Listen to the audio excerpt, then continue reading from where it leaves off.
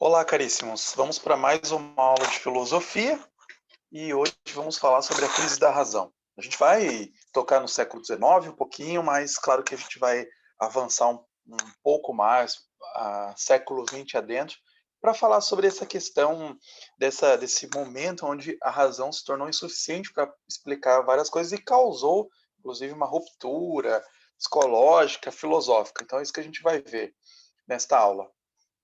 Quero chamar a atenção aqui para essa, essa obra de arte, esse desenho que se chama Desfile Amoroso do Picabia, que foi desenhado em 1917. Então Picabia participou de diversas correntes estéticas no século XX, e essa máquina que ele desenhou parece que é uma homenagem ao avanço tecnológico, mas na verdade se trata de uma paródia, né? Ele queria mostrar com essa engenhoca que na verdade não serve para nada, né? Essa engenhoca ele queria ironizar a racionalidade técnica, né? A mentalidade focada no útil e desviada dos fins propriamente humanos. Muitas vezes a tecnologia, nesse comecinho do século XX, estava se desviando, né, dos fins humanos para coisas que é voltar para a própria eficiência da própria máquina, né? Então, Picabia fez essa crítica,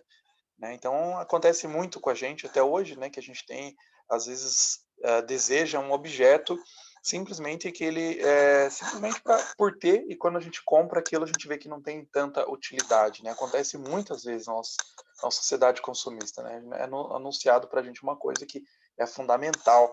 Isso tudo, e quando a gente compra, na verdade, ela se mostra assim não tão essencial assim, né? Que não tem tanto uso. Isso está relacionado com a questão tecnológica da nossa sociedade, ou com a sociedade científica da nossa época, onde a gente vai ver que esses avanços, todos esses avanços que a gente tem, muitos deles são é, insignificantes, desnecessários, né? Então, é isso que a gente vai explorar um pouquinho, sempre relacionando a filosofia. Eu gosto muito de fazer isso, sempre nos textos que eu escrevo, nas aulas que eu preparo, relacionar filosofia, mesmo pensamento filosófico, com o período da época. Muitas vezes, às vezes tem uma crítica até, né, que se estuda a filosofia simplesmente ali como uma coisa hermética, fechada, que não tivesse relação com o contexto. Mas eu acho fundamental analisar o contexto que está se desenvolvendo. A gente vai ver hoje nessa aula que é fundamental o contexto, né? As coisas que estavam acontecendo no mundo afetaram o pensamento, né? E vice-versa também. A gente vai ver. Então, quais são os antecedentes dessa crise? Então, repercute por todo o século XX. Então, levou a repensar a filosofia, teve muitos movimentos de se repensar. Então, desde os pensadores lá do século XIX, né, Schopenhauer, o Friedrich Nietzsche e o Kierkegaard, né, são alguns dos que puseram à prova os alicerces da razão, que alguns deles aqui a gente vai ver nessa aula.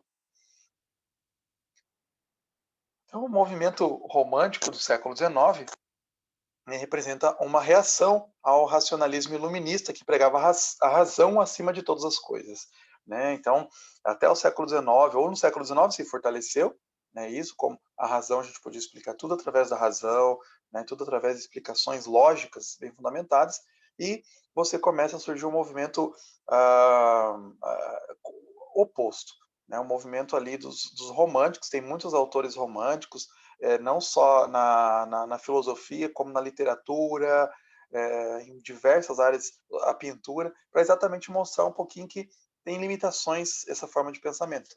A razão tem seus limites. Então foi questionada a ideia de que só pela razão, por exemplo, a gente podia alcançar a verdade, e que a ciência, né, por meio da tecnologia, juntamente com outros traços da ciência, a gente conseguiria dominar a natureza, né, nos tornar mestres e senhores da natureza. E aí muitos vão dizer que não, né? O homem tenta fazer isso, como a gente vê aí nesse GIF, né, que tenta dominar a natureza e a natureza se volta a ele. Então a gente se arroga de maneira arrogante mesmo, né, a essa força de domínio, essa tentativa de dominar a natureza, e de repente a gente vê que se volta. Então, a gente domina a natureza, mas a gente, em pleno século XXI agora, né, a gente acha que a gente tem o pleno domínio da natureza e vem um vírus microscópico que a gente não sabe explicar e não tem medicamentos. Aí a gente corre atrás para criar vacinas e tal e dominar isso. Mas daqui a pouco pode surgir outro, né? A gente tem uma potencial de crescimento, desenvolvimento econômico, e aí a gente tem efeitos colaterais disso, que são poluição, aquecimento global, né, que vai voltando contra nós mesmos. Então, isso, lá já no século XIX, eles vão alertando isso, né, muitos pensadores não contrários ao desenvolvimento tecnológico, científico, mas falando de pedir uma precaução no que estava se fazendo, né, que essa fé cega na ciência poderia causar muitos problemas, né, como a pororoca ali, né, na imagem, ela pode vir atrás da gente e a gente tem que sair correndo, mas ao contrário ali, né, do Richard que consegue fugir, talvez a gente não consiga, né, nem todos consigamos fugir dos efeitos da natureza. Os românticos, então, valorizavam o ser humano integral, daí também a importância das artes, né, do sentimento também, não só da razão.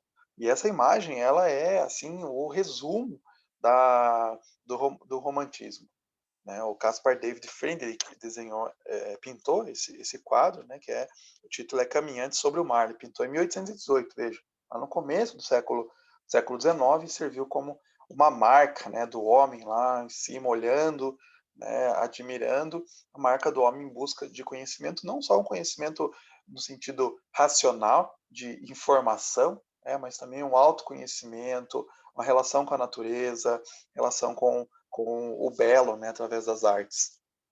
Então, a educação estética, ela tem como objetivo desenvolver a harmonia das faculdades do sujeito, as várias faculdades, né, não só entendimento, mas também a imaginação, a sensibilidade.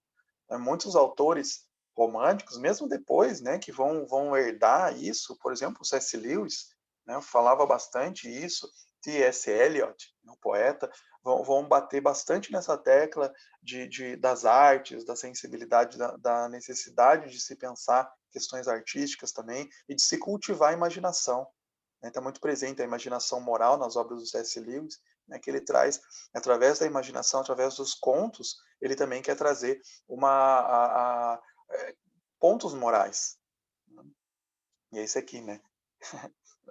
Às vezes a gente vê essa briga, né, entre cérebro e o coração, né? Então tem aquela coisa que se fala, né, o coração tem razões que a razão desconhece, né, que estão em disputa, mas os românticos vão falar que não necessariamente, né? Você pode juntar essas coisas. Você não precisa focar só na razão ou só também nos sentidos, na sensibilidade, na emoção, né? Você pode equilibrar isso. E o ser humano precisa equilibrar isso. Ele não é um ser puramente racional, ele não é um ser puramente sensitivo, né? As duas coisas caminham juntos. A gente vai entrando aí nos personagens, nos pensadores. Eu vou citar alguns, tá? Tem muitos outros, mas eu vou citar alguns que me são caros mesmo. É uma escolha que eu fiz para mostrar para vocês. Um dos primeiros aí, então, Kierkegaard, né, pensador dinamarquês, um dos precursores do existencialismo contemporâneo, que, né, existe aí, o existencialismo continua a existir até hoje, foi influenciado aí por Kierkegaard, entre outros, né. Tem essa biografia, quem quer conhecer melhor ele, tem essa biografia do Backhouse, Stephen Backhouse, que fez do Kierkegaard, bem acessível, bem tranquila, né. A gente até tem poucas obras do Kierkegaard, precisaríamos ter mais, tem muitas coisas muito boas escritas. Eu vou até apresentar algumas ideias dele aqui, brevemente também, né, algumas ideias selecionadas. E ele procurava, então, relacionar essa questão de razão e fé. Ele era um crítico da filosofia moderna, né, no século XIX. Ele afirmava que o ser humano, por um longo tempo, ele não é visto como ser existente, mas reduzido a um conhecimento objetivo, né? Então, tudo que eu pudesse conhecer, né, como que eu posso explicar o ser humano racionalmente? Mas, para o Kierkegaard, a existência subjetiva, pelo qual o indivíduo toma consciência de si, é irredutível ao pensamento racional, né? Então, você não dá para explicar as questões subjetivas, questões da alma, questões de fé, pela meios racionais, né? E era o que muitas pessoas estavam querendo fazer nesse século XIX, né? Então, por isso, para ele, a existência subjetiva tem um valor filosófico fundamental, por isso que é o existencialismo, né? Pensar sobre a existência humana. que vai para além de questões racionais, né? Então, perguntas de quem eu sou, para onde vou, qual que é o objetivo da minha vida, não dá para explicar através de questões racionais, através da ciência. Vou ler um monte de livros de ciência, vou me aplicar na ciência, no desenvolvimento, no pensamento científico e vou chegar, ou na matemática, né, e vou chegar na solução para os meus problemas existenciais. Não, não vai chegar, né? Infelizmente não vai chegar, não é tão fácil assim. Então, para o Kierkegaard, a existência ela é permeada de contradições que a razão é incapaz de solucionar. Cotidianamente a gente se encontra em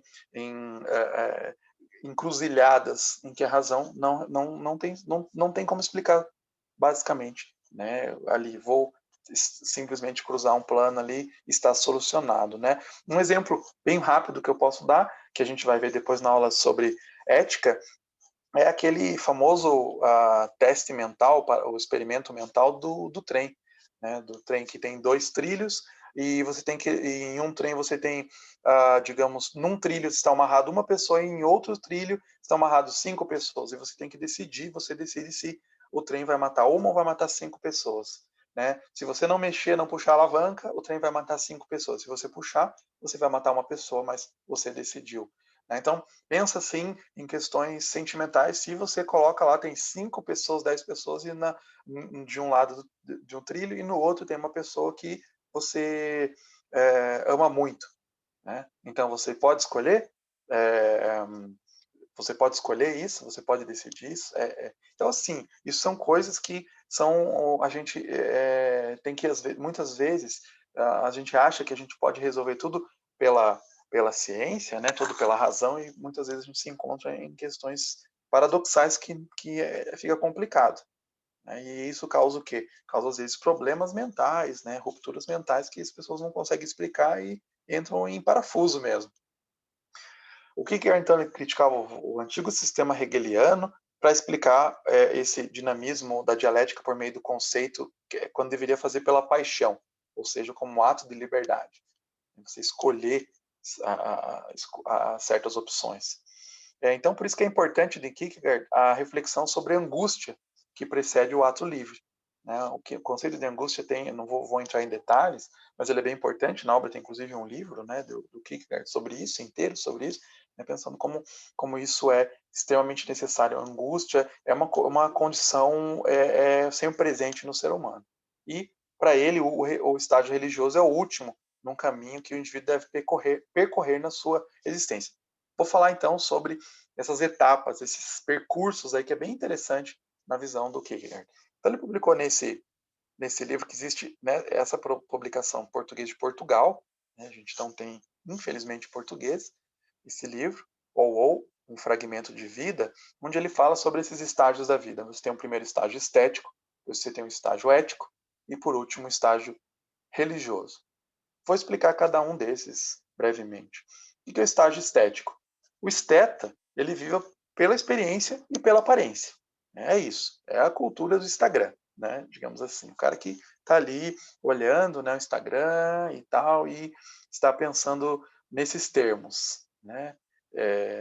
De ter experiências, só experiências, várias experiências, só quero ter experiências, isso que importa, né? E a minha aparência, a aparência das pessoas.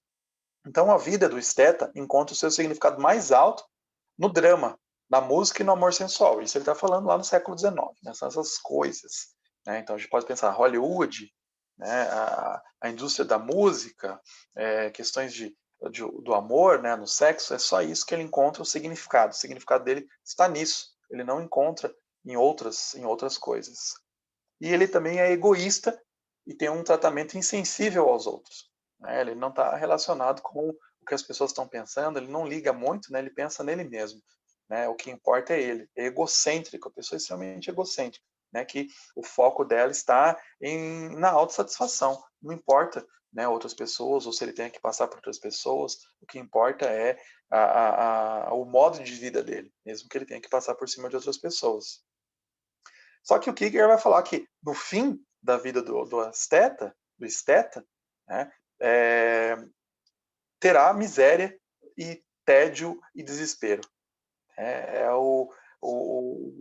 a figura que tem, né, do grito de Munch, que é bem conhecido. Então, o esteta é esse, né? O fim leva a isso, porque ele se baseou egoisticamente, ele não cultivou amigos, ele não cultivou amizades reais, comunidades reais. Então, no fim, ele fica lá, né? Girando as redes sociais, né? E aí ele chega no desespero. Por isso que a gente tem tantos problemas, inclusive, hoje em dia, né? Então, o Kierkegaard não podia nem prever como isso ia ficar tão forte, né? Nos dias de hoje, com as redes sociais, que tem muitos, inclusive jovens e adolescentes, desesperados, né, sem expectativa assim, de alguma coisa boa, porque eles estavam focando sua vida na estética, né, na beleza, nas redes sociais.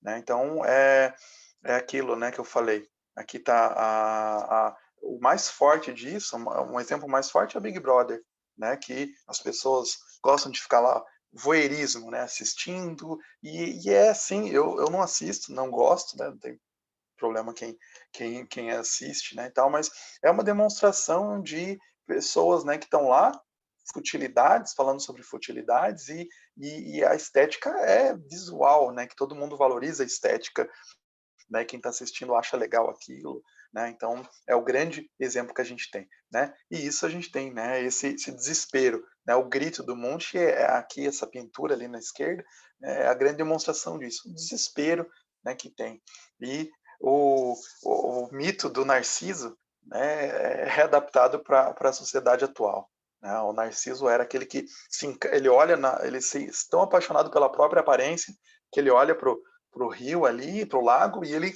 pula dentro, né, porque ele quer aquela imagem bela, e ele acaba se afogando, sabe nadar, acaba se afogando e morrendo, né, e a mesma coisa hoje, a gente fica ali, né, admirado com selfies, tirando milhares de selfies, e a gente cai, né, figurativamente a gente cai dentro dessas redes e se afoga, né? Então, essa relação que é bastante importante, que é o primeiro estágio aqui do Kierkegaard.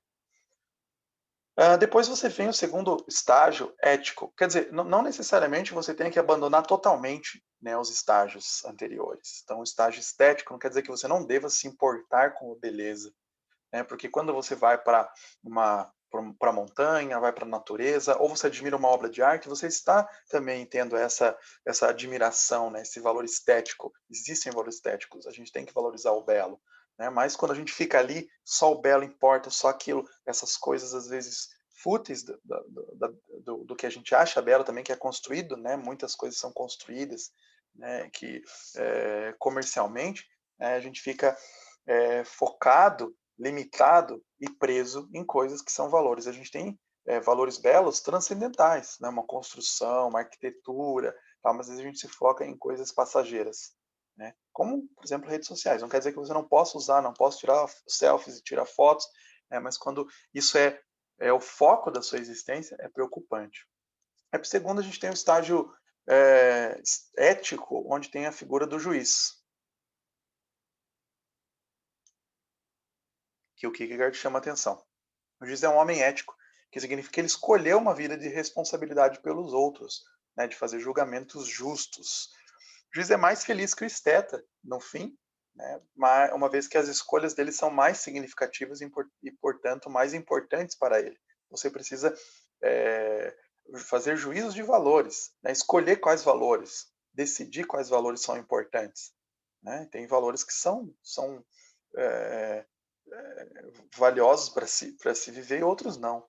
Né? Outros que são passageiros, que são fúteis e que às vezes só nos levam a um caminho de tristeza no final. A pessoa ética também ela está envolvida com outras pessoas, isso é importante. Né? Ela não está só pensando egoisticamente nela mesma, né? Mas ela está olhando nos outros também, no bem, no próximo, né? No bem comum. Será que isso que eu estou fazendo, o ético pensa, né? Será que isso que eu estou fazendo vai afetar o meu próximo, vai ferir o próximo, né? Ou isso é a coisa certa a ser feita? Né? Então, quando eu penso assim, eu estou no meu direito, eu estou na minha casa e eu estou ouvindo música extremamente alta, mas é o meu direito, é minha casa, mas eu estou ferindo os ouvidos do vizinho, né? Isso não é pensar eticamente. Na nossa sociedade, hoje em dia, a gente tem cada vez muito isso, esse discurso de minhas coisas, né, minhas regras, eu faço do jeito que eu quero, muito individualista, não pensando no bem comum, e isso a gente causa vários problemas. A gente vê nessa pandemia que a gente está vivendo, aqui do coronavírus, onde as pessoas querem, não, é meu direito de não usar máscara, é meu direito, eu não quero usar máscara, eu posso ficar, alguém está impondo isso, que absurdo. Quer dizer, isso é uma falta de pensar no bem comum, no próximo, no que eu posso estar, por exemplo, eu posso ter um porte de atleta, né, um físico de atleta, mas eu posso pegar e transmitir isso para alguém que pode ser mais fraco que eu. Então, eu não estou pensando todo mundo. Então, a pessoa ética, ela não está se preocupando só com ela, né, só com a felicidade dela, mas também com as pessoas ao redor. Quando o esteta passa de uma experiência a outra, né, sempre, né, tá sempre procurando novas experiências, né, um novo produto, um produto melhor. O homem ético vive de acordo com princípios eternos. Ele tem alguns princípios. Não é aquele princípio carpe diem, né? Vamos curtir o dia, que é o que importa, porque a gente, né, no outro dia não importa. Não, é pensar também. É bem engraçado, bem interessante que os monges medievais ele tinha uma frase diferente do carpe diem, né, de curtir o dia. Eles tinham uma frase que era memento mori, que é lembre-se que vai morrer. Então, assim, a perspectiva, claro, nós temos que fazer o máximo possível, né, aproveitar ali as coisas do dia a dia, mas lembrando que a gente vai morrer, a nossa perspectiva é finita, então a gente tem que fazer coisas que valham a pena. Tá? Então, eu pegar, ir lá e me encher, né, a cara, experimentar várias drogas diferentes, sair com um monte de gente e tal, né, à vontade, isso pode trazer, será que isso não vai trazer pontos negativos na minha vida ao longo? Né? Então, eu posso pensar, eu tenho que pensar, eu tenho que pesar. Ninguém pode chegar e falar, né, também como você deve ver, mas pensar em valores que são mais do que passageiros, aqueles valores que só agora. Né? Pensar a longo prazo, né, se aquilo vale a pena ou não. Né?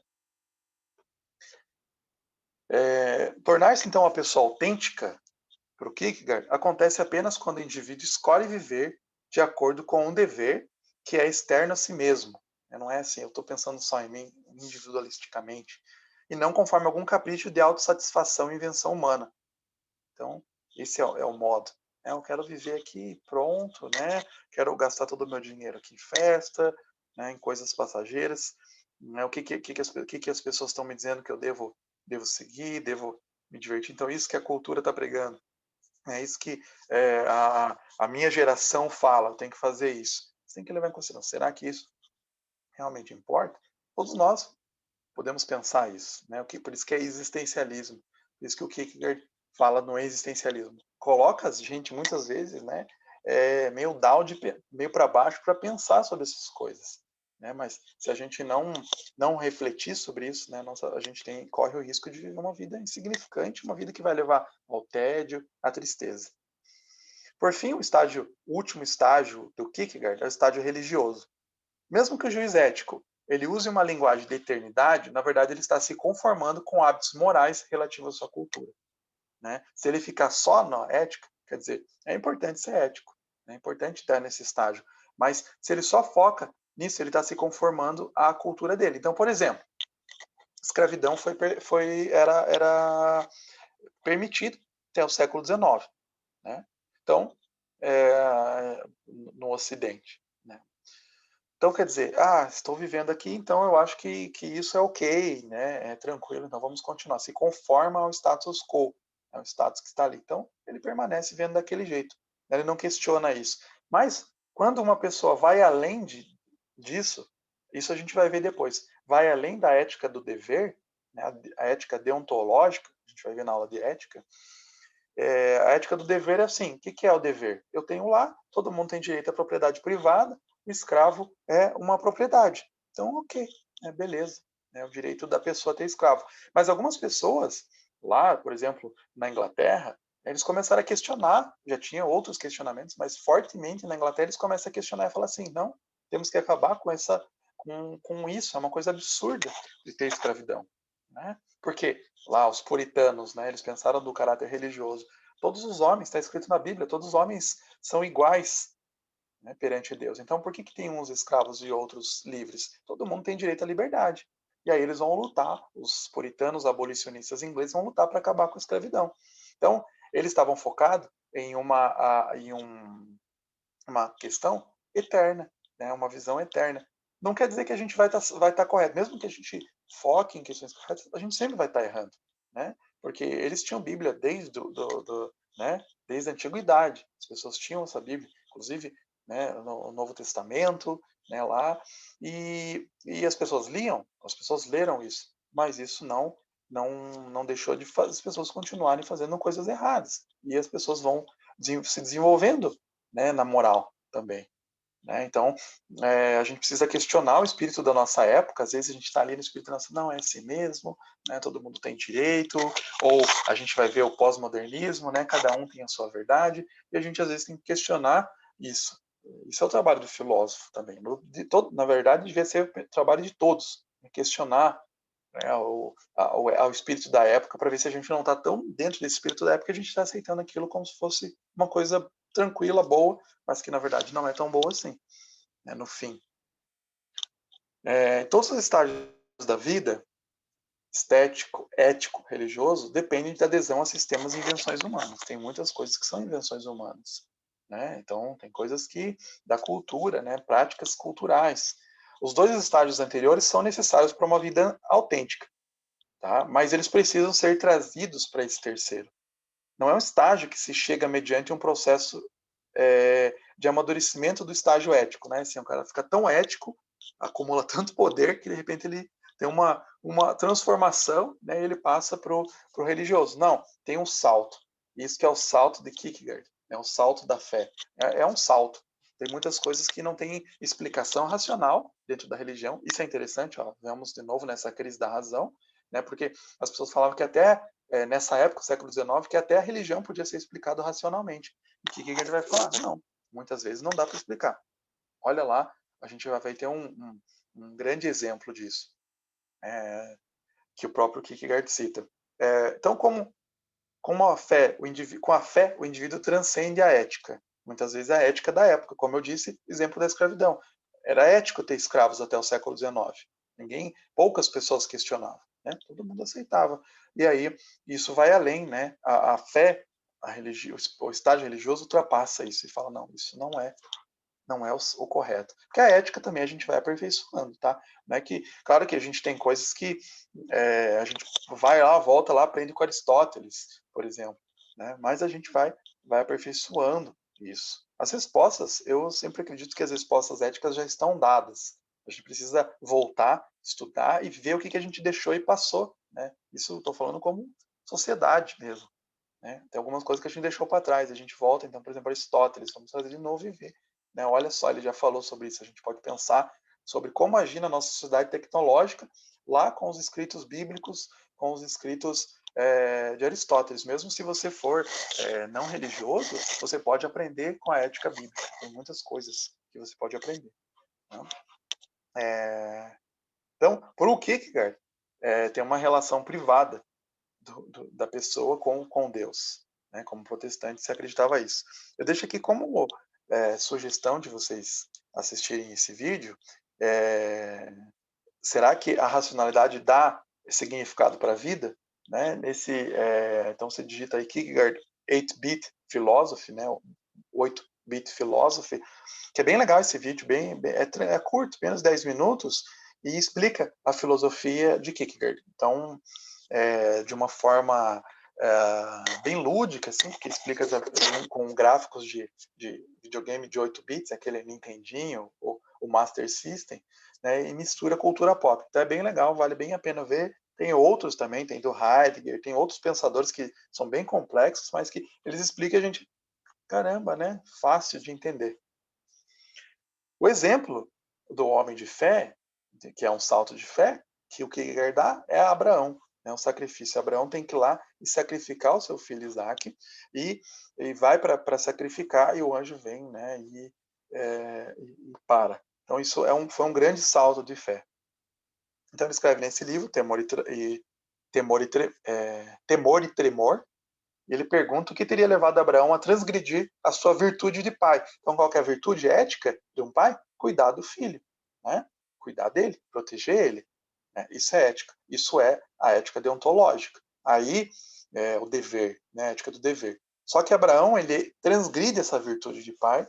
Ele faz não para apaziguar a ira dos deuses ou salvar um povo, mas porque Deus exigiu como prova de fé. É um assunto bem complicado, assim, né? Muitas vezes a gente fica questionando como pode isso, né? Mas foi um grande exemplo, né, de fé. E ele se virou o pai da fé, né? Que inclusive lá no Novo Testamento, em Hebreus 11, por exemplo, né, nas cartas, se fala, né, como o pai da fé, né? Abraão, iniciador da fé, mostrando exemplarmente. Do ponto de vista universal, isso é da ética, Abraão é um assassino, né? Ou pelo menos tem a tentativa de assassinato.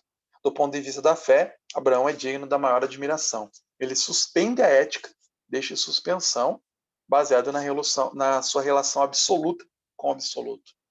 Né? O Abraão fala, quando ele está indo lá para fazer o sacrifício, né, e o filho vai junto, o filho não sabe, e o filho pergunta, cadê o animal para o sacrifício? O Abraão fala, né, Deus proverá. Deus proverá. Quer dizer, ele pode estar.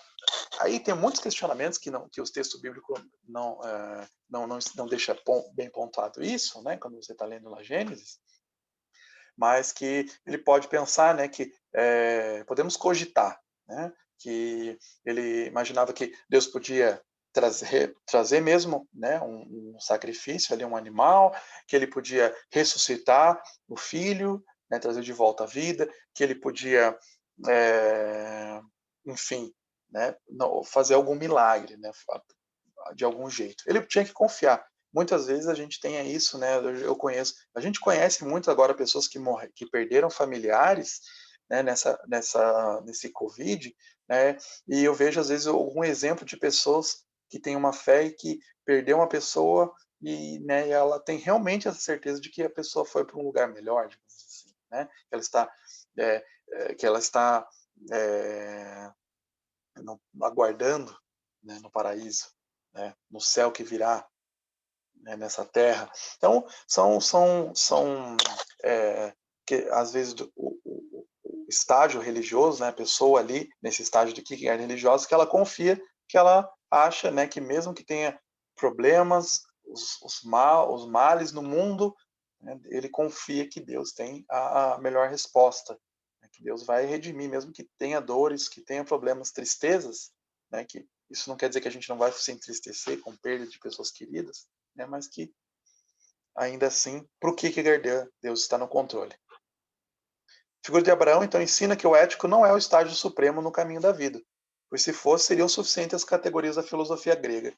E a gente sabe que não são suficientes, não foram suficientes, né, e o cristianismo trouxe, inclusive, uma visão ética, né, que superou, né, o grego. Claro que para muitos não, né, mas para muitos também é apontado como sim.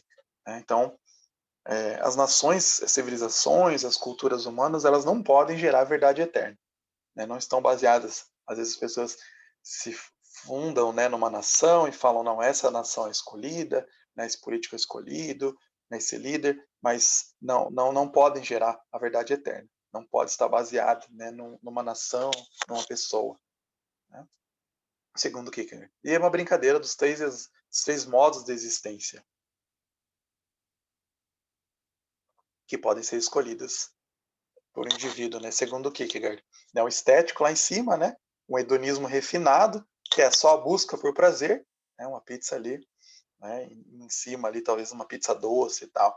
O ético, que envolve um envolvimento intenso, né? Com o dever, né? Com questões sociais, né? E por último, o religioso, que se submete apenas, né, à vontade de Deus e tem uma vida assim mais completa, digamos assim, né? Uma pizza mais completa. Viu? A pizzaria Kierkegaard, né? Um meme para facilitar o entendimento disso. A gente vem no mesmo século XIX, um cara um pouquinho mais pessimista que o Kierkegaard, pouquinho, né? Pouca coisa, é o Nietzsche. Né? Ele tinha uma crítica bem forte à moral cristã, né? E pretende apresentar uma nova moral. Critica também os valores objetivos e critica a ciência. Então, a gente vai ver alguns pontos aí que eu selecionei para falar, dentre muitos outros que podiam ser comentados do Nietzsche.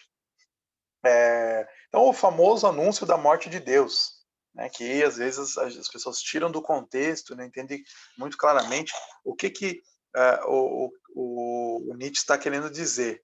Né? Então, ele escreve nesse livro, H é a Ciência, e tem um homem louco que anuncia: cadê Deus? Eu vou-lo direi. Nós os matamos, ou matamos. Eu e vós, nós somos seus assassinos. Né? A civilização ocidental se afastou de Deus. Foi isso que o matou.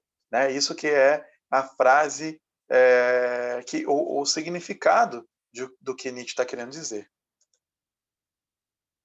Então é isso que o Nietzsche está colocando, né? Que foi a própria civilização ocidental, ela se afastou de Deus, né? dos valores cristãos. Né? E aí foi isso, segundo ele, que matou Deus. Né? Isso gera algum problema, gera alguns problemas que o próprio Nietzsche coloca, né? Porque matando Deus, se elimina todos os valores que serviam de fundamento para a nossa vida e, consequentemente, se perde todo o ponto de referência.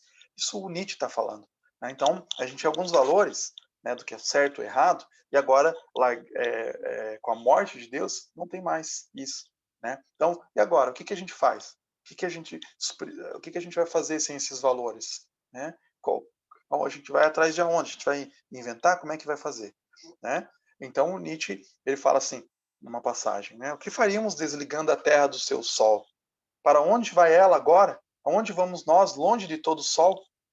Não continuamos precipitando. E para trás, para os lados e para a frente, há ainda um alto e um baixo? Acaso não vamos errando num nada infinito? Deus está morto. Deus permanece morto e nós o matamos.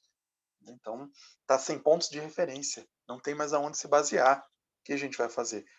Né? O que vai agora? Aonde a gente vai encontrar isso? Isso pode causar muitos problemas, segundo Nietzsche. Vamos falar, né? Um pouquinho mais. A brincadeira, né, que Nietzsche proclamou lá quando ele escreveu esse livro Gaia Ciência, em 1883, Deus está morto, né? E depois, quando ele morreu em 1900, Deus escreveu Nietzsche está morto. Uma brincadeira, né, que fizeram para mostrar isso, né, como finitas, as ideias dele eram finitas. Então, Nietzsche, então, na verdade, vamos construindo um pouco dessas ideias aí do que ele vai falar para colocar no lugar do cristianismo. É porque ele criticava o cristianismo como uma religião fraca, um vício, né? Porque você tem vícios e virtudes. O cristianismo é um vício, porque é uma coisa falha, fraca, né? Uma religião de compaixão, né? As pessoas se importam, né, com o próximo. Né? Então ele vai falar que não, na verdade não existem valores absolutos. O mundo não tem sentido. Isso é o niilismo. Não tem nada, não tem sentido nenhum, né? É um vazio, é só viver, né? E pronto. Aí muitos vão o quê? Vão seguir o Nietzsche, seguidores do Nietzsche vão enlouquecer, né? Porque qual a razão, né, disso tudo? Nada, vazio absoluto. Só viver, né? Porque nada faz sentido. Né? Isso vai gerar alguns problemas, inclusive na própria sociedade alemã, que o Nietzsche influenciou, né? Que vai ver que vai chegar a isso e vai ter problemas práticos. É isso. Ele propõe, então, uma genealogia, um método genealógico, para resgatar o conhecimento que foi transformado em verdade estável, portanto, uma verdade que pode ser mudada. Então, a vida está sempre em movimento, portanto, não é possível reduzi-la a conceitos abstratos, significados estáveis e definitivos. Né? Se você for ver, por que a propriedade privada é um valor? Né? Por que a vida humana, a dignidade humana é um valor? Né? Por quê? Por que eu vou dizer isso? Né? Não dá para... Então, eu vou fazendo uma genealogia de aonde que está o momento em que se disse ou que se propagou essa ideia de que a vida humana, existe dignidade na vida humana. Por quê? Né? Quem disse que a vida humana é mais valiosa do que, sei lá, uma de um cachorro? Né? Quem disse isso? Vamos analisar isso, né? Genealogicamente, quer dizer, buscando lá atrás. Então, ele descobre que o único critério que se impõe é a vida.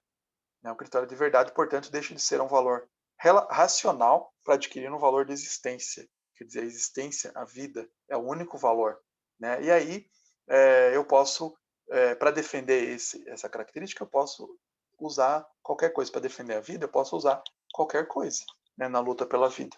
Né? Bem aquela ideia que está também surgindo aí no século XIX, né, da sobrevivência, na verdade, uma má interpretação da obra do Darwin, né, a sobrevivência dos mais aptos, que foi aplicado para pessoas. Né?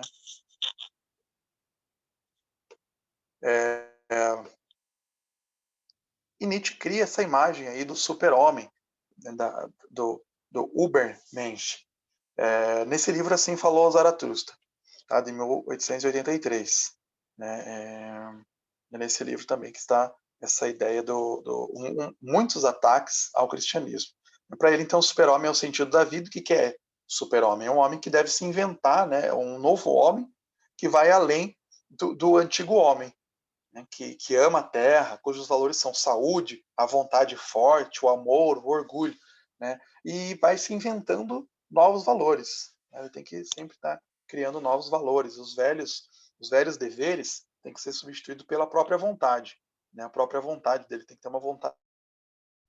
O tu deves, né, da ética, né, você deve fazer a coisa, deve ser substituído por eu quero, minha vontade, minha decisão. Então, o super-homem ama a vida e cria o sentido da terra. Né? E aí ele é fiel. Isso que está ali, está escrito errado, mas o sentido que ele, da onde ele vive. Né? Quais são os sentidos que ele deve ser seguidos. E essa, né, frase, além do bem e do mal, né, que é bem famosa, do Nietzsche também. Né, de que esses novos valores estão para além do bem e do mal, né, são valores novos criados, né, que não dá para dizer nessa dicotomia de que isso aqui é o bem, isso aqui é o mal, né, é para além. E novos valores, eles estão além disso, segundo o Nietzsche. Né. Aqui que está essa vontade do poder. Então, essas ideias, para alguns, foi chamada a atenção, é criticada essa ideia, né, mas para alguns ele foi um profeta do nazismo, né, porque essa influência na violência militarista, no Estado totalitário, na ideia de uma superioridade da raça nazista, de uma raça pura de super-homens, né, muitas vezes parece ser inspirado aí nas ideias do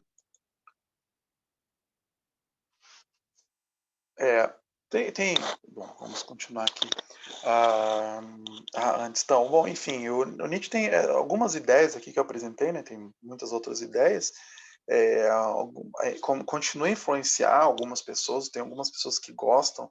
Né? Eu particularmente não gosto. Eu já li algumas obras e eu não gosto. Inclusive o ataque dele ao cristianismo, eu acho que às vezes é muito rasteiro, assim, desconhecimento, né? Até ele odiava o apóstolo Paulo e tal, né? Por exemplo, ele fala bastante sobre isso, mas às vezes eu vejo umas críticas assim bem de desconhecimento, parece mesmo, né? Então, mas enfim, ele tem as ideias aí, né? Que talvez algumas pessoas gostem, né? Achem interessante. Né? Claro que, como eu falei, né? Essa visão de que ele influenciou o nazismo é criticado, né? Alguns autores vão criticar, mas realmente tem algumas você encontra algumas influências ali que você pode perceber. Né? Não que o Nietzsche estava propondo que existisse, né, o nazismo. Né? Não isso, longe disso. Bom, o que era o contexto da ciência no século XIX? Rapidamente, tá? Não vou me debruçar nisso, mas isso seria aí para quem quer ver lá a aula específica sobre história da tecnologia, por exemplo, né? Quando eu falo da Revolução Industrial, eu falo um pouquinho sobre isso. Já falei um pouquinho, né, em outras aulas, mas aqui é só para alguns pontos, só para a gente entender o que está acontecendo aí no século XIX. Então tem um processo de rigorização da matemática com Frege, Cantor, Bowley, a geometria não euclidiana, né, surgindo aí, né, vários pensadores mostrando, né, que fugindo, né, criando essas novas geometrias. A teoria da evolução, Darwin publica seu livro A Origem das Espécies em 1859, né, então bastante influência. Depois o darwinismo vai ser cooptado pelas ciências sociais, usado para explicar superioridade por exemplo, europeia, né, o que seria até contra as ideias de Darwin. Tem, inclusive, biografias disso. Tem um livro chamado A Causa Sagrada de Darwin, mostrando como ele era a favor ele criticava, né, essa ideia de que existem raças superiores do que outras, né? Os pais dele eram abolicionistas ingleses, então ele realmente se revirou no túmulo, deve ter se revirado no túmulo, ouvindo esses abusos da teoria dele, né? Então, não dá para dizer que o Darwin foi culpado.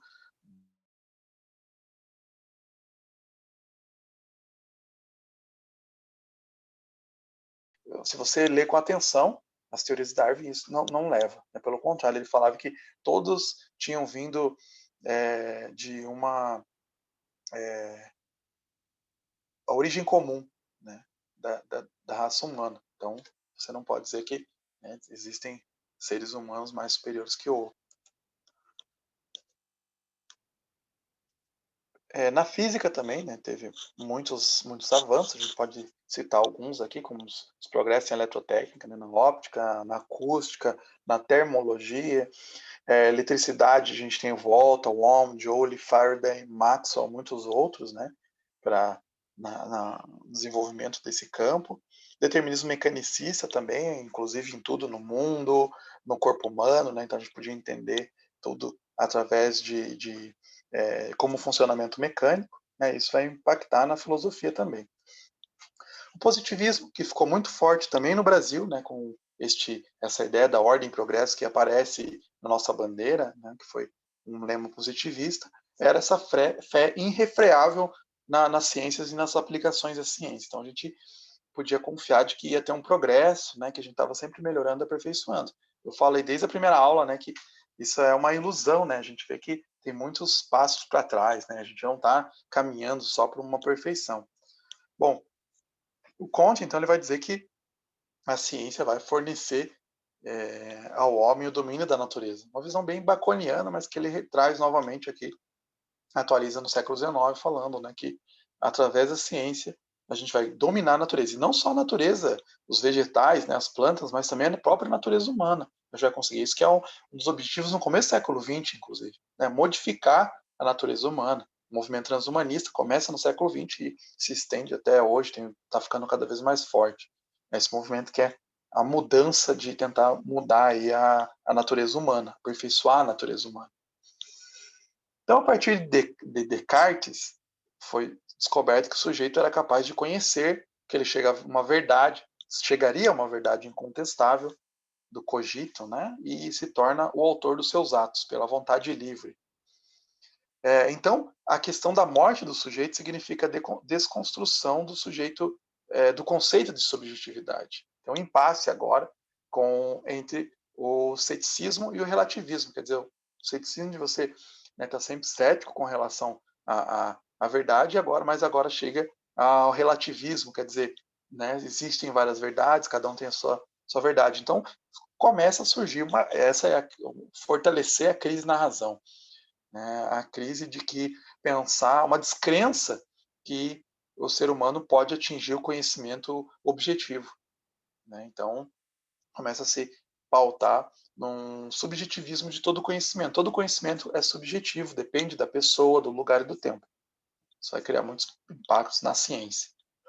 Então, a partir do século XIX, os mestres da suspeita, Marx, Nietzsche, Freud, introduziram elementos de desconfiança na capacidade humana de conhecer a realidade objetiva e de ter acesso transparente a si mesmo. Então, o ser humano ele não tem acesso total à verdade, segundo essas pessoas, né? Segundo Freud, Marx e o Nietzsche. Nós temos sempre um conhecimento bem parcial, né? Então não vale a pena nem tentar se esforçar tanto para conhecer, porque a gente não vai ter nunca conhecimento objetivo. Tudo é conhecimento parcial, então por isso que podem ter novos valores, surgir novos valores. Mas essa busca, aquele que procura desvendar o conhecimento é ilusório, né? Então, nosso conhecimento é ilusório, deixa eu procurar descobrir que isso é ilusório, né? Seja Marx, Nietzsche ou Freud, eles teriam acesso a uma pretensa realidade escondida. O cara fala assim, nós vivemos numa realidade que é meio forjada, né? Tudo é subjetivo, mas essas pessoas, eles têm um conhecimento de como que eles sabem que isso é, é subjetivo, né? Então, por exemplo, a gente brinca assim, a pessoa fala assim, tudo é relativo. E daí você pergunta para a pessoa, você tem certeza disso? Né? Então, joga a pergunta de volta, né, para ele. Uma brincadeira, né? Porque ele está falando assim, tudo é relativo? Ué, mas ele está fazendo uma, uma, uma afirmação objetiva, né? Ele está falando que tudo é subjetivo. Né? Então, se tudo é subjetivo, como é que você pode ter essa certeza de que tudo é subjetivo? Né? Então, fica essa jogada que o próprio subjetivismo, né, o próprio relativismo, ele é autocontraditório, ele não se sustenta, né, por si mesmo. Né? Então, como que a gente sabe, né, que alcançou a verdade, de acordo com esses autores? Para Nietzsche, talvez se referido ao perspectivismo, quer dizer, por uma perspectiva, a gente está só tendo uma perspectiva, né, só uma visão da realidade. O impasse, então, é essa, como já foi colocado no outro slide, né, de que todo conhecimento dependeria de pessoa, de lugar e de tempo. Como contornar essas dificuldades? Né? Isso fica muito problemático, né? E a gente vai falar um pouco mais quando a gente falar sobre ética, né? Como contornar essas dificuldades do relativismo. Bom, no mundo, então, o que aconteceu? Veio ainda mais eventos para dificultar e trazer mais dúvidas com relação à possibilidade, à capacidade do ser humano de ser racional, porque aconteceu 2 eventos que foram extremamente irracionais. Né? A Primeira Guerra, em 1914, e a Segunda Guerra, em 1939.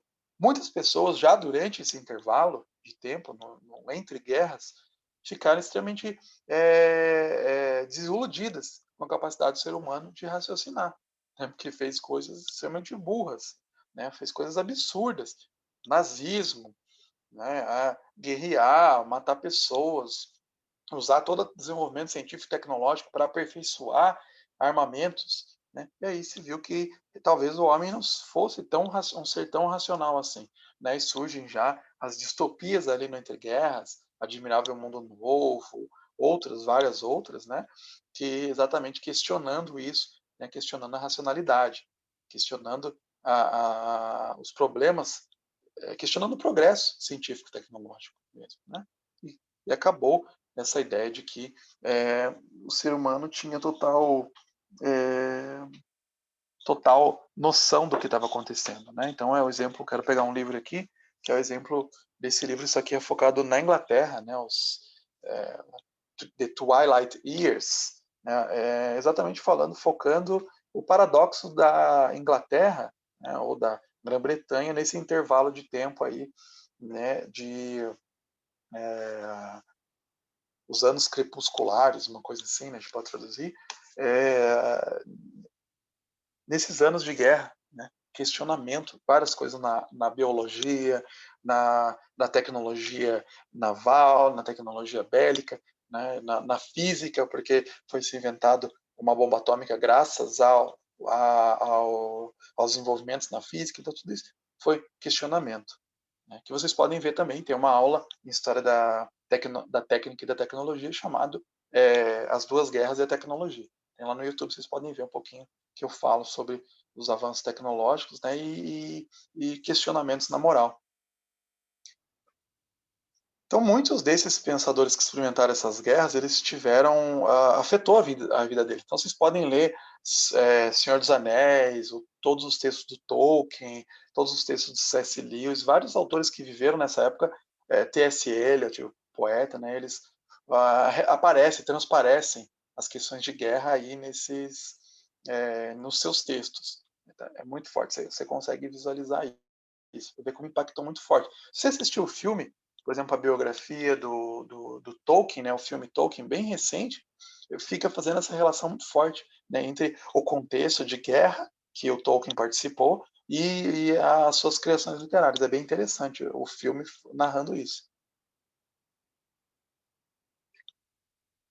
Então, pessoas que normalmente julgam o existencialismo simplesmente como uma moda, um sentimento do pós-guerra, não percebem como as guerras afetaram o espírito humano, né, ao enfatizar a visão de que a verdade filosófica só pode ser encontrada nas áreas de experiência onde os sentimentos humanos não estão presentes. Né? Muitas vezes as pessoas falam isso, né?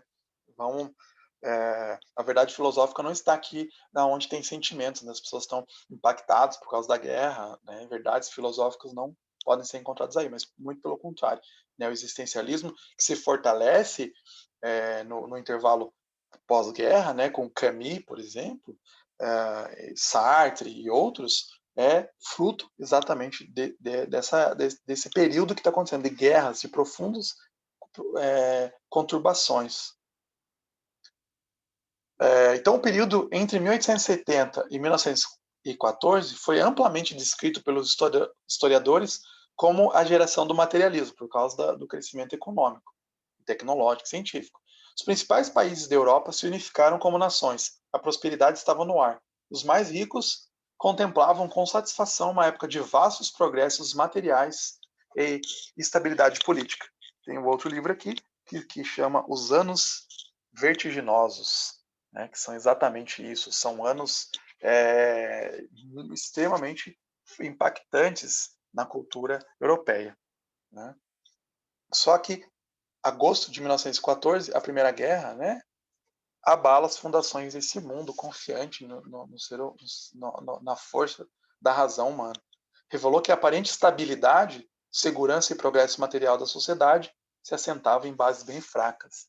Talvez estava assentado exatamente nessa ausência de Deus, na morte de Deus que o Nietzsche falou. Né? Não tem mais valores absolutos, então as pessoas estão livres para acreditar no nazismo, estão livres para acreditar que elas podem invadir outros territórios e que eles são um povo superior, né? Que eles são um povo enviado. Esse homem do início do século XX viu que a filosofia racional do iluminismo não podia mais lhe consolar com a segurança de responder à questão: o que é o homem? Né? Desculpa ficar falando vários livros, mas acho que quem se interessa vale a pena. Né? Por exemplo, esse clássico, né, do Primo Levi, Isso é um Homem? Que é exatamente isso, né? O que é o homem? Ele se questiona. E Primo Levi, ele foi um químico que acabou sendo deportado para Auschwitz, na Polônia, né, um dos piores campos de concentração, e ele sobreviveu. Né? Lá ele conseguiu escapar, e ele fala dos testemunhos. Conseguiu escapar não porque acabou, né? Depois que acabou a guerra, né? Ele conseguiu depois de sair desse campo de concentração, e ele relata em vários livros, ele é bem interessante, relatos bem escritos, que é exatamente isso, né? O que é o homem? Ele vai falando que são mais do que valores relativos, né? O homem é o que ele quer. Você pode ser o que você quiser. Espera aí, vamos ver, temos limitações, né? Então, William Barrett, esse livro, não temos infelizmente em português, ele fala chamado Irrational Man, o homem irracional, fala exatamente sobre essa crise que a gente está acompanhando aqui da razão. E do existencialismo como um crítico dessa racionalidade. Para o William Barrett, toda a problemática do existencialismo é um desdobramento do seu contexto histórico. Então, na verdade, toda filosofia é isso. Poucos autores investigam o contexto que está envolvido, o surgimento de uma filosofia, mas é extremamente importante. Por isso que quando eu falei lá, origens da filosofia, lá numa das primeiras aulas, eu enfatizei, né, o contexto grego, o que estava acontecendo na sociedade grega. Porque não tem como a gente entender que surge uma filosofia, não tem como a gente entender o surgimento de uma filosofia, qualquer que seja, por exemplo, pós-moderna, sem a gente entender o contexto que se originou. Então ele vai falar assim que o existencialismo surge num estranhamento, uma alienação do homem. Ele não sabe mais o que ele é. Ele tem um senso de fragilidade, né, e de contingência. Quer dizer, a vida humana ela aconteceu por um acaso, foi um acidente cósmico. Né? Então, a gente pode... Como que a gente vai explicar isso? Né? Então, não tem explicação muitos existencialistas, mas você tem existencialistas de diversas áreas, tá? Não são só pessoas que são desesperadas, né? Total. Como eu falei, comecei falando do Kierkegaard. Ele é um existencialista. E tem outros. Gabriel Marcel, por exemplo, também outro existencialista que tinha uma visão menos pessimista, né? Era uma visão, inclusive, religiosa. Então, a impotência, né, da razão por parte dos existencialistas, mostrando, né, que a razão é impotente para confrontar as profundezas da existência. Como eu já venho falando aí de outros autores, né, mas todos os existencialistas concordam nisso. Né? A ameaça do nada, nihil, né, o niilismo, não tem sentido as coisas. Condição solitária e desprotegida do indivíduo ante essa ameaça. Né? Então é o desespero. Né? É o sujeito que ele não sabe, né, o que fazer frente a esse nada. Eu me lembro no Van Gogh, né, aquela imagem do homem sentado, né, o desenho, que é exatamente isso, né, o desespero. O Van Gogh era um existencialista, né, você vê as pinturas dele, ele era um existencialista, tá lá, né, não dá para explicar pela razão. Né, você olha para o céu, você não tem como explicar racionalmente o que está sendo visto, e ele tenta capturar isso, o que ele está sentindo, e muitas vezes tem esse desespero, né, ele foi pessoa bastante perturbada, né? Eu acabei de ler uma biografia excelente, né? É muito interessante de se ler a, a biografia de vida do Van Gogh, mas muitas vezes você fica assim também bem deprimido, né? Do que ele passa, né? Do que ele passou. Mas ele passa nessa imagem, né? Bem forte, de maneira bem forte, esse desespero humano. Né? Esse livro aqui, para quem gosta de filosofia, mas de uma forma também bem escrita, bem tranquila, suave de ler, né, que é No Café Existencialista, exatamente como escrita como se fosse num café mesmo, os autores, né, conversando. Né, Sartre, Camus e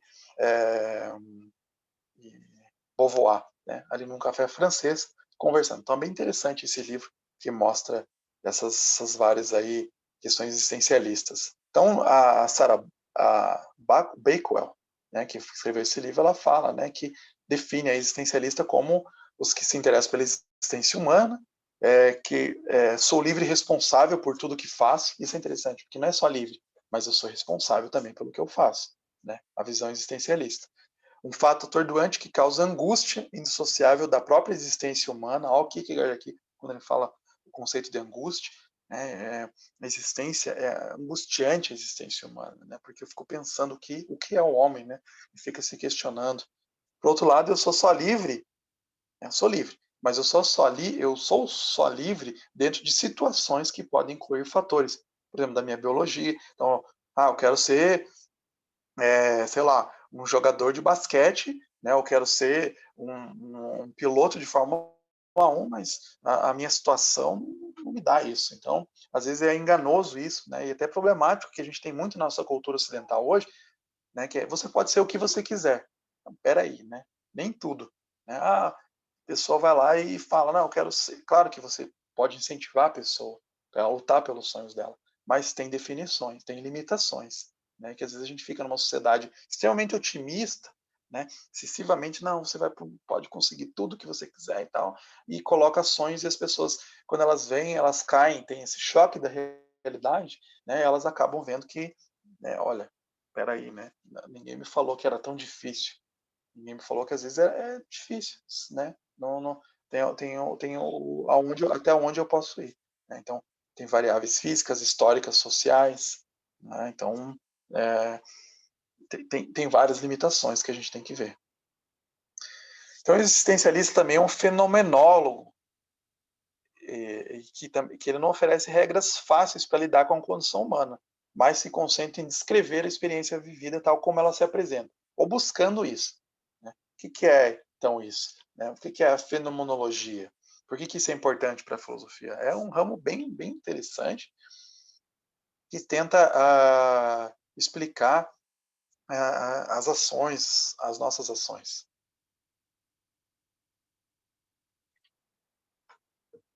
A filosofia é um método que surgiu com o alemão Husserl, Edmund Husserl, que nasceu no século XIX, influenciou vários filósofos importantes, né, como Heidegger, Merleau-Ponty, Sartre, né, que eu já citei, caminhos diferentes.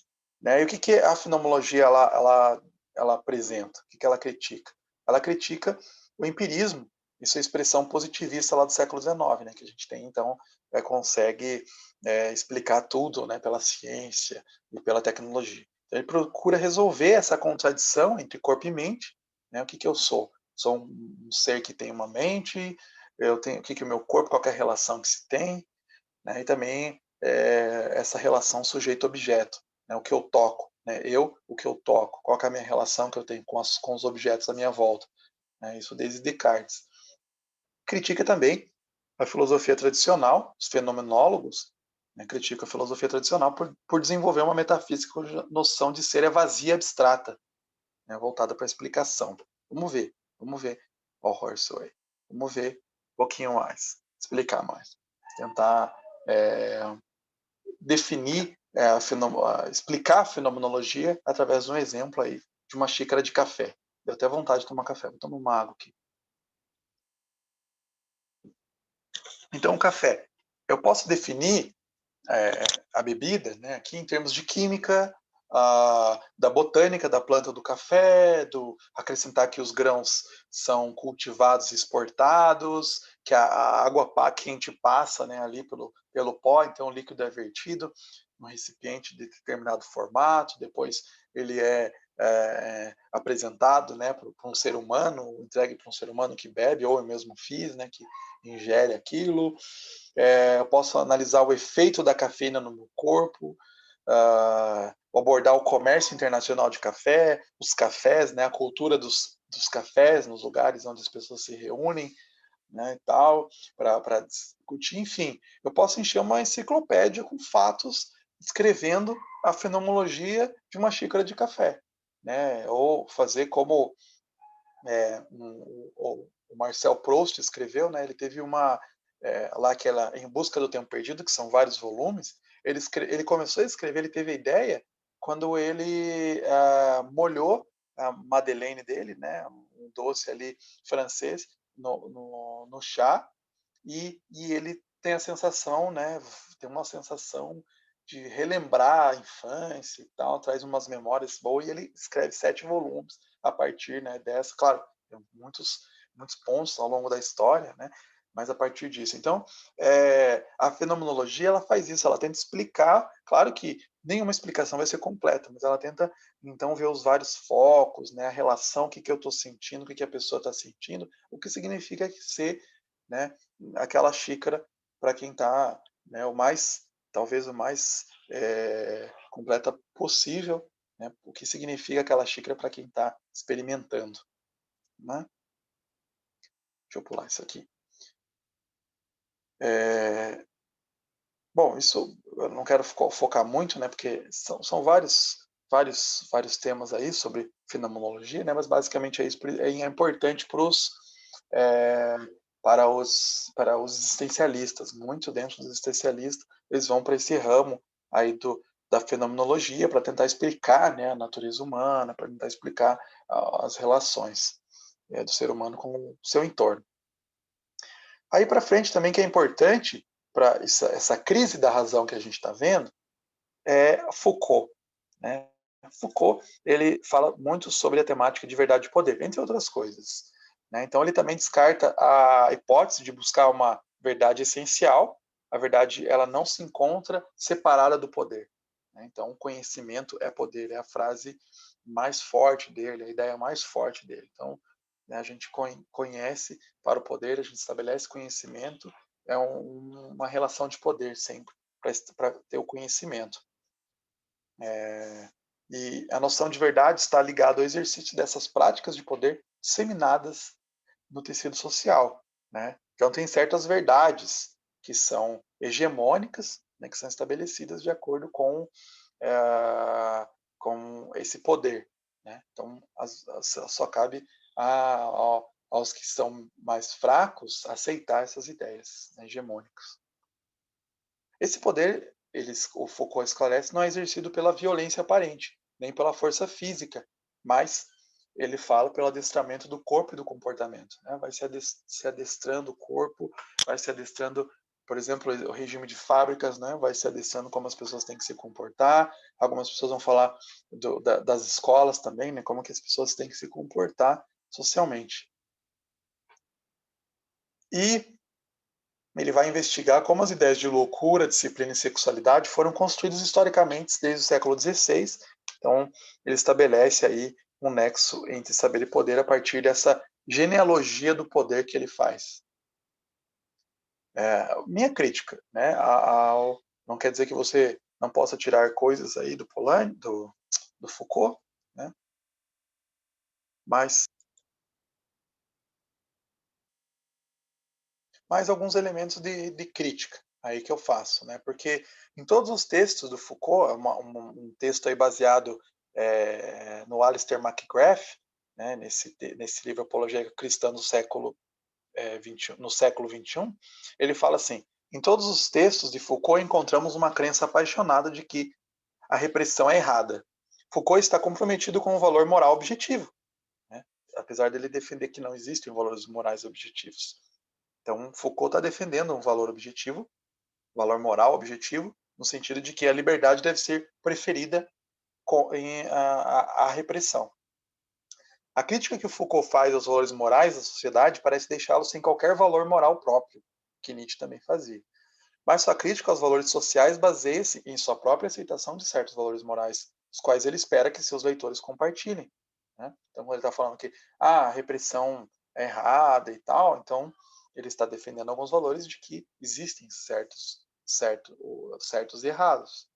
Né?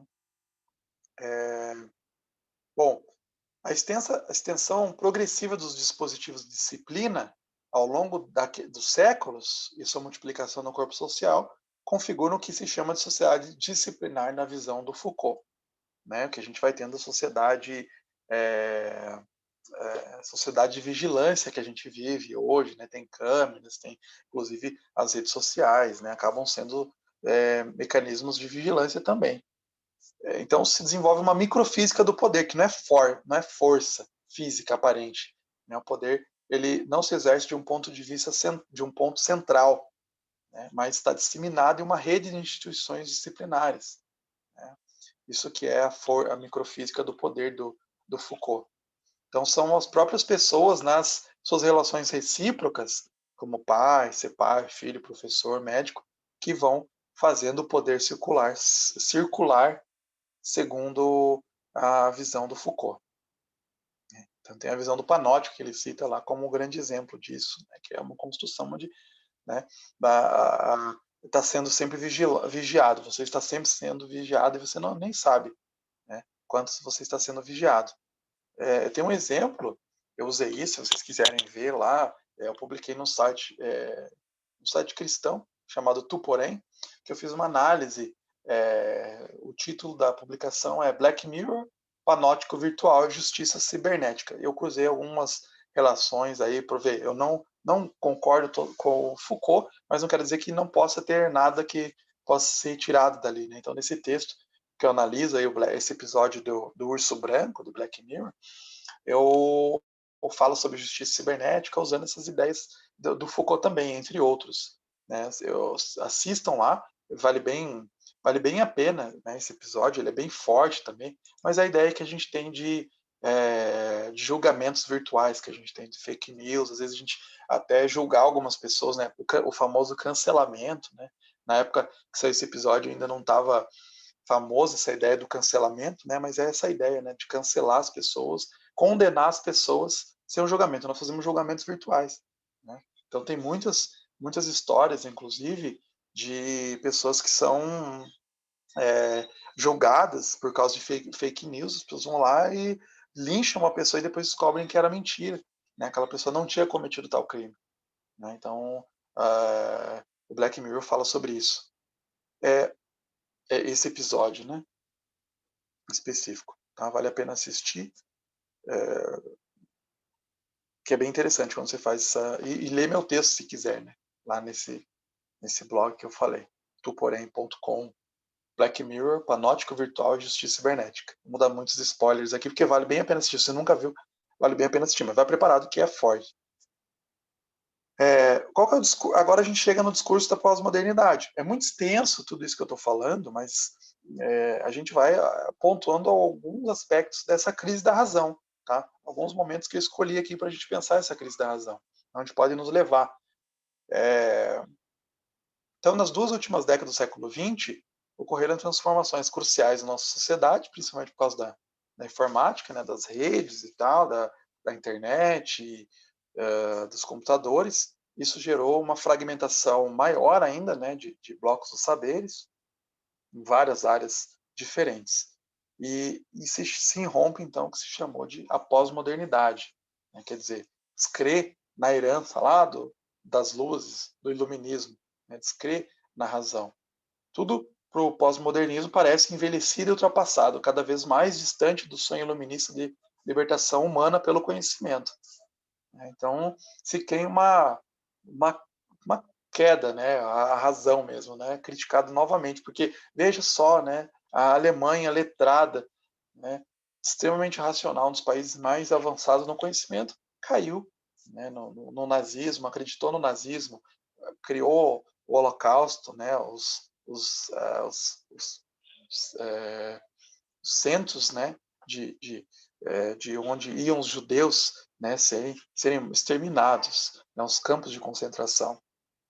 Do mais alto conhecimento da física contemporânea, gera bomba que destruiu Hiroshima e Nagasaki, dos princípios morais absolutos universais que se dissolveram na diversidade de valores vitais da espontaneidade, né, o que vale ser espontâneo, o que vale, né, o querer, o desejo pessoal, né? Então, isso tudo, a pós-modernidade vai caindo, né, criticando essa racionalidade.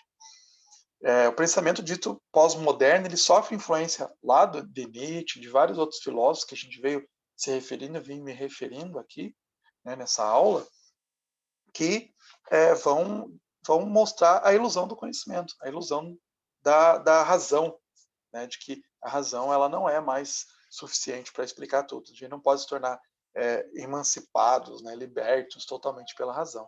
Então, se questiona, ficou ainda mais forte o questionamento da possibilidade de se alcançar a verdade. Inclusive, tem em alguns campos da ciência mesmo, da filosofia da ciência, né, falando que todo conhecimento é relativo, inclusive conhecimentos como relatividade, por exemplo. Né, vão falar, não, isso é relativo.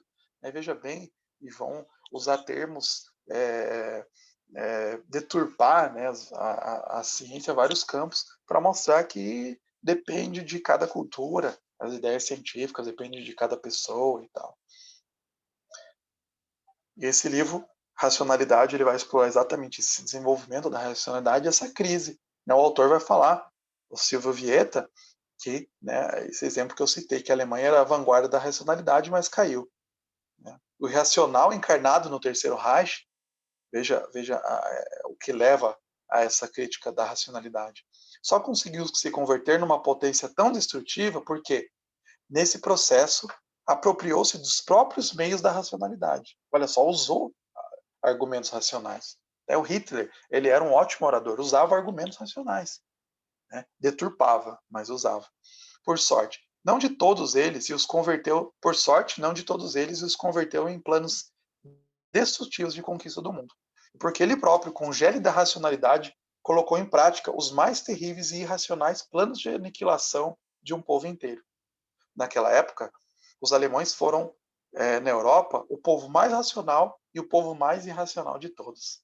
Essa mistura de irracionalidade nos objetivos e racionalidade na organização dos meios define a esquizofrenia especificamente alemã, no assim chamado Terceiro Reich. A gente se questiona como que as pessoas caíram nisso. Porque muitos valores estavam sendo rechaçados. Muitos valores em nome da sociedade secular foram rechaçados, foram tirados. Né? A gente não tem mais valores objetivos. A gente pode construir alguns valores. E mesmo assim pegava alguns valores que existiam, já muito fortes na mentalidade ali, alemã, no caso, e distorciam, fortalecendo eles como esses são os valores que devem ser defendidos. Então, ao evitar o pós-modernismo, ao evitar o mito iluminista do progresso inevitável, né, de que sempre estamos progredindo, o pós-modernismo substituiu o otimismo no século XIX por um pessimismo corrosivo. Foi ruim também isso. O pêndulo do otimismo foi para o outro lado, para um pessimismo, né? Nada mais adianta, né? Nothing else matters, né? Nada mais importa, como mostra a música do Metallica, né? Então, a gente não está melhorando, né? A gente não está tendo grande progresso, grandes avanços. A humanidade, então, ela nem vai conseguir resolver os grandes problemas mundiais. Caiu numa crise extrema, né? Defender que a vida na Terra é algo frágil e há uma substituição do intelecto humano como um hábito de verdade, né? E há outros caminhos para o conhecimento além da razão, que inclui as emoções, a intuição. Isso vai levar a alguns problemas, né? Porque o conhecimento não é objetivo. Isso vai levar a alguns problemas, porque se a gente não tem objetivo em nada, não tem um conhecimento objetivo, em muitos momentos a gente vai optar por tanto faz, né? Qualquer coisa, né, serve, né? E isso vai ser problemático em vários momentos onde não, né? Vão se levantar pessoas e vão dizer não, não é assim. Por exemplo, os ingleses na Segunda Guerra, eles foram os que resistiram ao nazismo, eles falaram não, existem valores objetivos, né? Quando alguns vão se levantar, estava fugindo o nome aqui,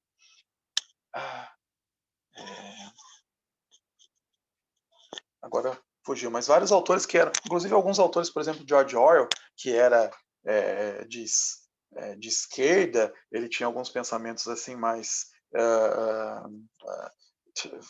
talvez então, mais relativistas, ele vai mudar e vai falar, não, existem ideias objetivas, nós precisamos defender isso. Né? Então, a gente não pode mais ficar nessa coisa de que não existem valores objetivos. E aí eles vão defender, vários autores vão defender. O C.S. Lewis, por exemplo, lá naquele livro Abolição do Homem, ele vai criticar essa ideia de... Ele já estava pressupondo que, né, aí que surgiu o pós-modernismo, que ia ficar muito forte o pós-modernismo. Né? E aí ele vai falar a favor dos valores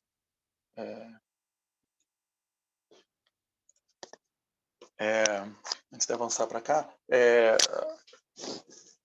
o Churchill, né, foi um dos que fez um discurso, ou fez vários discursos, né, para levar a Inglaterra a lutar, porque o Chamberlain, o ministro anterior, estava assim meio, né, nem precisamos, veja bem, né, nessa relativismo aí com relação à Alemanha, e chega quando ele o Churchill se torna primeiro-ministro, ele começa a colocar valores. Não, nós precisamos lutar por alguns valores. Existem alguns valores que são inegáveis. Não dá para distorcê-los. Né? E isso é que faz a diferença. Né? Aí a gente põe um relativista contra a parede e fala: o nazismo foi certo ou foi errado? Né? E aí você questiona: podemos não podemos pensar em valores objetivos quando a gente está falando sobre... Inclusive, muitos autores que já foram bem profundos pós-modernistas, por exemplo, o filósofo da ciência, o Bruno Latour, ele foi, durante muito tempo, ele falou sobre a ciência, sobre questões da...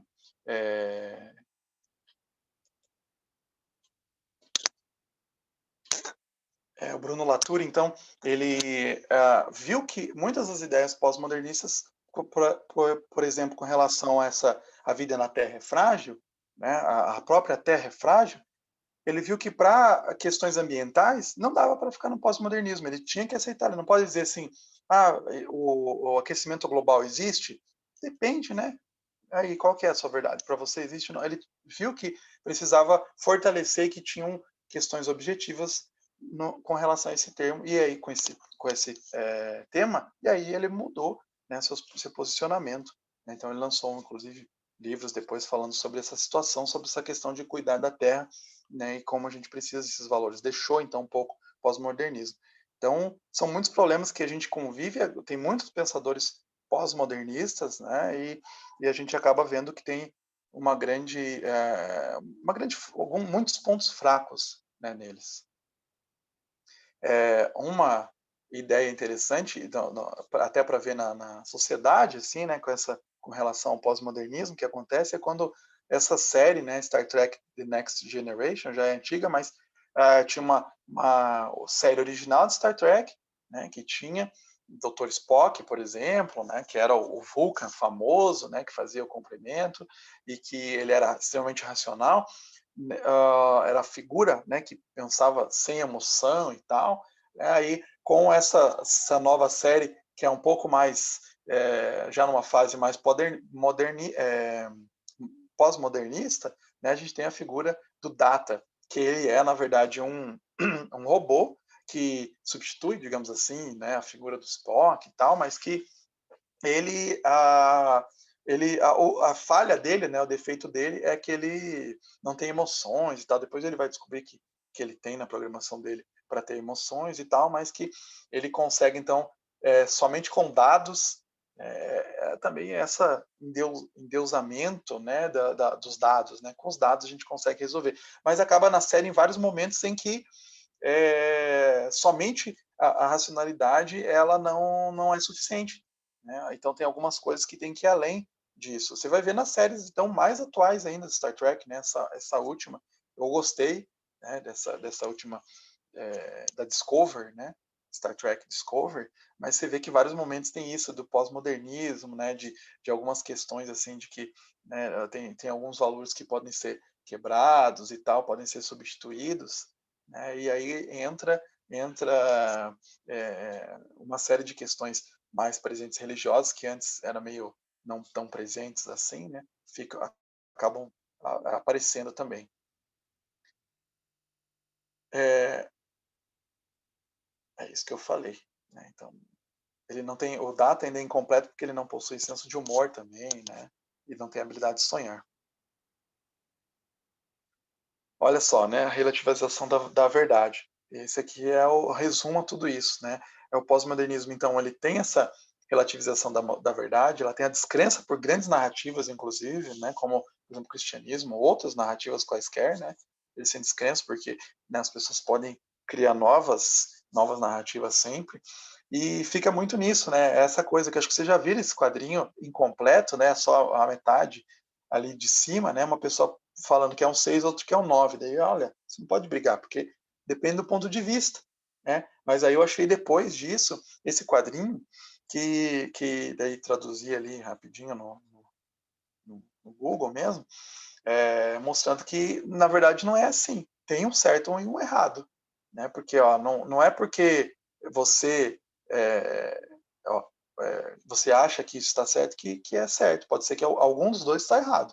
Não, olha lá, uma dessas pessoas, alguém pintou um 6 ou um 9, né? Então essas duas pessoas precisam recuar e ver, né, se há algum outro número para se alinhar, se há algum outro um caminho de acesso para enfrentar, né? Se eles podem perguntar para alguma pessoa o que aquilo ali significa, né? Então o que acontece muito hoje na sociedade é assim, né? Às vezes você pega a pessoa publica um fake news, você vai lá publica, olha, isso aqui é um fake news, olha só, e fala assim, ah, mas isso é a sua opinião, né? A pessoa joga de volta para você, né? Não, isso é a sua opinião.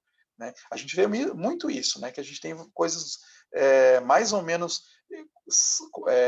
sabidas, né, com relação, por exemplo, às vacinas. Né? A gente às vezes pode saber que pode não ter tantas certezas com tantos os efeitos colaterais ainda, que tem muito estudo, mas a gente tem muitos estudos e vê a vacina é segura. Até hoje a gente sabe, né? Ou outras vacinas que já tiveram, né, antiga, que tem tantos anos de testes e tem negacionistas falando que não deve tomar vacina, tal, sou contra a vacina. Aí você apresenta, toma tal remédio, né? Você apresenta dados, a pessoa, ah, não, mas veja bem, você. Então, não existe verdades. Claro que a gente não deve confiar cegamente na ciência, dizer, não, a ciência diz que é isso, é isso. A gente cabe questionar. Mas o problema é que o pós-modernismo ele vai relativizar a verdade, ele vai dizer que depende, é uma verdade de cada um, e a gente vê que está muito forte isso. E até é interessante, às vezes, a gente vê isso na visão de conservadores. Isso, que conservador ele tinha que focar na tradição, né? Normalmente você vê os conservadores ingleses, né? Que ele foca na tradição, na verdade, né? Uma coisa muito presente nisso, e aí você vê conservadores às vezes relativizando a verdade, uma grande contradição, um grande absurdo, né? Então, a gente deve se questionar, né? Mas tem que ver os limites disso, né? Então, a crise da razão. Razão autônoma, né, somente com a razão, não pode atingir sabedoria máxima. A ênfase na razão, inclusive, levou a irracionalidades do século XX. Nazismo, que eu já citei, guerras. Isso depois levou ao quê? Que a gente viu? Ao pós-modernismo e uma relativização. Então, a gente não pode confiar na razão, então esqueça a razão, né? Mas isso gerou muitos problemas. Uma ausência de sentido renasce. Então, talvez a gente tenha que voltar ao homem religioso lá do Kierkegaard, né? Para o autor, o último modo de vida, para o Kierkegaard, não negava o aspecto ético, o aspecto estético, mas, como também a gente não deve negar a ciência e tecnologia, mas a gente tem que ver que nem todas as respostas podem ser alcançadas pela razão, mas isso também não deve ser uma desculpa para o irracionalismo, para a gente confiar em qualquer coisa, né? Então, era isso que eu queria mostrar para vocês. Talvez a aula tenha ficado um pouco longa, mas é um tema bem interessante para a gente pensar, até para a gente pensar na atualidade, né? Para a gente pensar o que a gente tem acontecido na nossa sociedade, para a gente ver aonde a gente está caminhando e para a gente pensar sobre os limites da racionalidade, mas para a gente não ir para o outro lado, né? Também da irracionalidade, de a gente não acreditar em nada. A gente vê que os dois lados são problemáticos, né? Filosoficamente são problemáticos. A gente pode questioná-los e mostrar, né, inclusive, a irracionalidade dos dois lados, né? A irracionalidade de ser racional, a irracionalidade de ser totalmente racional, né? E ver que muitas vezes nós somos seres emotivos, isso não pode tirar da equação do ser humano. Nós somos seres emotivos, né? Sentimentais, né? A gente não pode focar só no sentimento também, né? Então, nós temos que conviver com isso, com sentimentos, com a racionalidade, e ver como que a gente pode ter uma ciência melhor, uma tecnologia melhor, né, uma política melhor, quando a gente pensa racionalmente, mas também sem deixar de levar em consideração também questões emocionais, né? Então a gente vai ver mais sobre isso, inclusive quando a gente estiver falando sobre ética, tá? Mas por hoje a gente fica por aqui. Espero que vocês tenham aproveitado a aula.